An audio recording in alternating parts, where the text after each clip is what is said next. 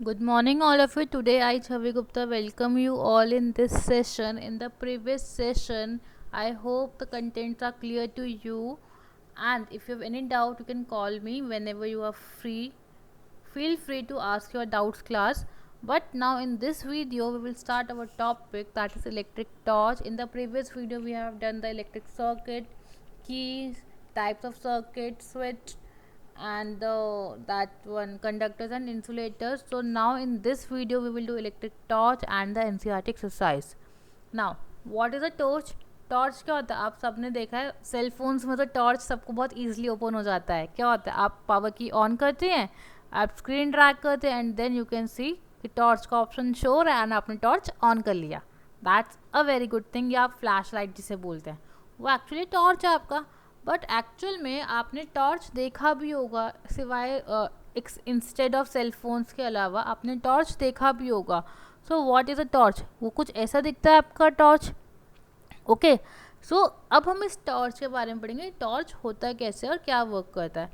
एक electric torch में एक या एक से ज़्यादा ड्राई सेल्स होते हैं. And electric torch has one or more dry cells inside it which act as a source.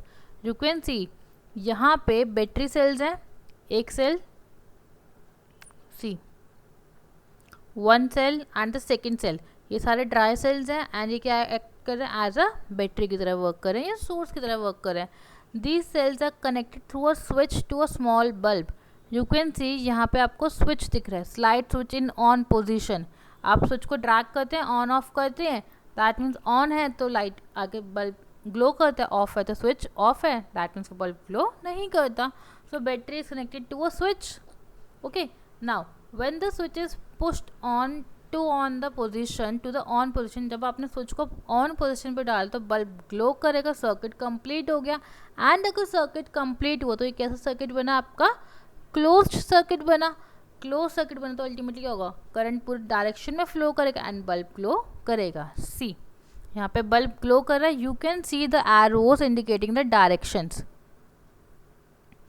C current यहाँ से आया, फ्लो करा सेल से, देन यहाँ पे स्ट्राइक करके स्विच से आया, स्विच ने करंट प्रोवाइड किया सेल्स को एंड देन आगे क्या हुआ? यहाँ पे जो बल्ब था वो ग्लो कर गया. आपको क्या दिखा? बल्ब ग्लो कर रहा है, टॉर्च बल्ब ग्लो कर गया. आगे आपको येलो कलर की पोजीशन दिख गई. और ये ऐसे क्यों हुआ? क्योंकि वहाँ पे स्विच ऑन पोजीशन था.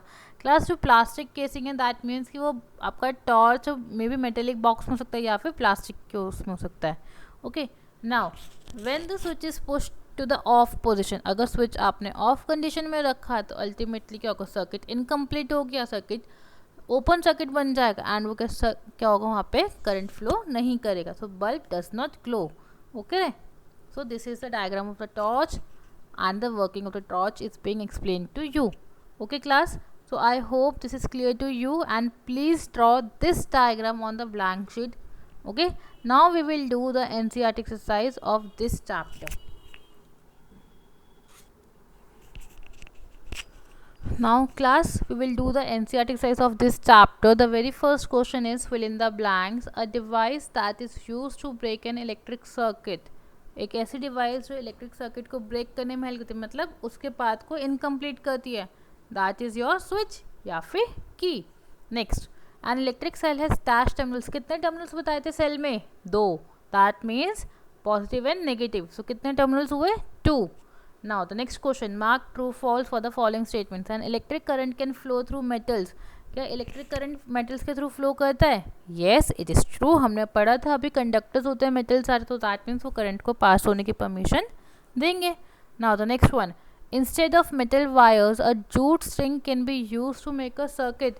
अगर आप मेटल वायर यूज़ नहीं कर रहे तो क्या आप एक जूट बैग, जो हमने फाइबर टू फैब्रिक में पढ़ा था, जूट फाइबर, क्या वो आपके सर्किट को बनाने में हेल्प करेगा? ऑब्वियसली नहीं करेगा.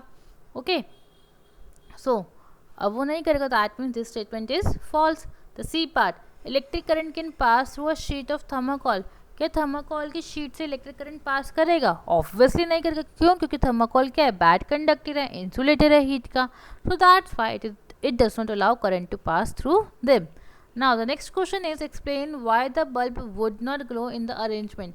क्लास जो आपको डायग्राम दिखा रखा है फिगर 12.13, इसमें करंट क्यों नहीं फ्लो करेगा? बिकॉज यहाँ पे जो वायर है वो आपका कनेक्टेड नहीं है किससे?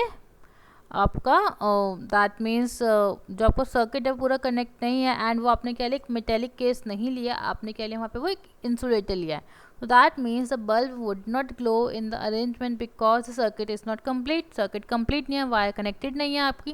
थर्ड वन इसकी यहाँ पे वो क्या है, एक ऐसा इंसुलेटर की तरह वर्क कर रहा है. क्लियर है?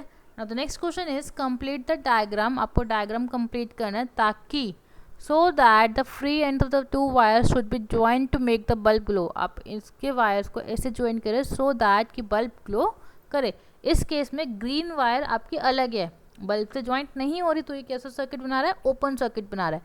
जब ये ओपन सर्किट बना रहा है तो अल्टीमेटली क्या हो रहा है, यहाँ पे वायर को कनेक्ट करोगे तो क्लोज सर्किट फॉर्म हो जाएगा एंड करंट फ्लो करेगा. सी, तो हमने यहाँ पे करंट फ्लो करा दिया, सर्किट कंप्लीट कर दिया हमने, करंट फ्लो हो गया आपका. Now next is question number 5. What is the purpose of using an electric switch?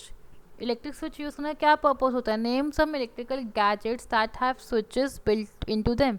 ऐसे कौन कौन से गैजेट्स हैं जिसमें ऑलरेडी स्विच बिल्ट अप हुए आते हैं? पर्पस क्या है कि टू ब्रेक द सर्किट, कि जब आपको करंट सप्लाई कराना है आप स्विच को ऑन करें, नहीं कराना आप स्विच को ऑफ करें. तो बेसिकली ब्रेक द सर्किट का काम होता है. Purpose of electric switch is to complete or break the circuit. Electric gadget जिसमें स्विच ऑलरेडी बिल्ट अप होते हैं, that is your fan, refrigerator, television, microwave, oven और electric cookers. Okay, now the next question.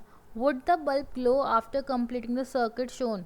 आपको अभी figure 12.14 में अगर आपने wires को जोड़ दिया आपने सेफ्टी पिन के साथ, तो क्या वो बल्ब ग्लो करेगा? फर्स्ट कि आपने सर्किट कनेक्ट किया, बल्ब ग्लो करेगा. बट नाउ अगर आप सेफ्टी पिन की जगह एक इरेजर यूज़ करें तो क्या बल्ब ग्लो करेगा? ऑब्वियसली नहीं करेगा, क्योंकि इरेजर क्या आपका इंसुलेटर है. No, the bulb will not glow as eraser is an insulator. Clear है? Now the next question is would the bulb glow in the circuit shown in figure 12.5? इस case में क्या करंट फ्लो करेगा या bulb glow करेगा? Of नहीं करेगा. क्यों? क्योंकि यहाँ पे क्या है, आपने बैटरीज को ढंग से कनेक्ट नहीं किया. क्लियर है? आपने यहाँ पे जो सेल लिया है वहाँ पे वायर्स प्रॉपरली कनेक्ट नहीं हुई है सेल से, that's why the current will not, bulb will not glow. Now the next question is using the conduction tester. Conduction tester क्या होता है क्लास? आपने देखा होगा पेचकस जो होता है, कंडक्शन टेस्टर जो पेचकस में पीछे ना एक बल्ब लगा हुआ होता है एंड वो ग्लो करता है जब उसमें करंट जाता है, that is conduction tester. Fine. On an object it was found that the bulb begins to glow. आपने जब वो टेस्टर यूज़ किया तो वहाँ पे आपका बल्ब ग्लो कर रहा है. Fine. Is that object a conductor on an insulator? क्या वो ऑब्जेक्ट कंडक्टर है या इंसुलेटर है? ना, अगर कंडक्टर होगा तो ही बल्ब ग्लो करेगा, क्योंकि वो अपने में से, because it allows current to pass through them.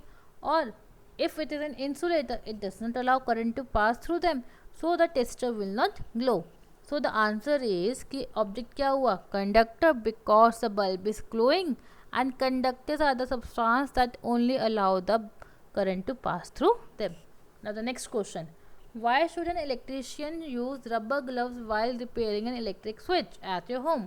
जो आपके घर पे इलेक्ट्रिशियंस आते हैं, इलेक्ट्रिसिटी का वर्क करने आते हैं, वो रबर ग्लव्स क्यों पहनते हैं? वो ग्लव्स क्यों पहनते हैं? क्यों? क्योंकि आपको पता है रबर क्या है? इंसुलेटर है, बैड कंडक्टर ऑफ इलेक्ट्रिसिटी है, तो वो इलेक्ट्रिसिटी को पास उनकी परमिशन नहीं देंगे एंड उससे उनको शॉक नहीं लगेगा. So an electrician uses rubber gloves while repairing an electric switch at your home because rubber gloves are insulators. This protects him from avoiding electric shocks. Okay, now the next question, the last one. The handles of the tools like screwdrivers and the pilers used by electricians for repair work usually have plastic or rubber covers on them. जो भी screw drivers या pliers होते हैं या जो भी instruments electricians use करते हैं उन पे प्लास्टिक कवरिंग क्यों होती है या रबर की कवरिंग क्यों होती है? अभी हमने पढ़ा कि रबर ग्लव्स वेयर करते हैं. क्यों? सो दैट वो बैड कंडक्टर्स ऑफ इलेक्ट्रिसिटी होते हैं. Same concept in different form. Means screw drivers और प्लायर्स के ऊपर क्या है? प्लास्टिक शीट लगी हुई है, प्लास्टिक कवरिंग हुई हुई है, रबर की कवरिंग हुई हुई है. एंड रबर की कवरिंग क्या होती है आपकी क्लास? अल्टीमेटली वो बैड कंडक्टर ऑफ इलेक्ट्रिसिटी होती है. सो जिससे उनके अप्लायंसेस खराब, जिससे उनको इलेक्ट्रिशियंस को शॉक नहीं लगता. Tools like screwdrivers and pliers used by electricians for repair work, because plastic is an insulator and plastic handles protect the electrician from electric shock. So I hope the NCERT exercise and the concept of electric torch and the electric circuits current charges are clear to you. So please do the work in your notebook and submit it to me. That's all for today, and if you have any doubt you can contact me. Thank you and have a nice day.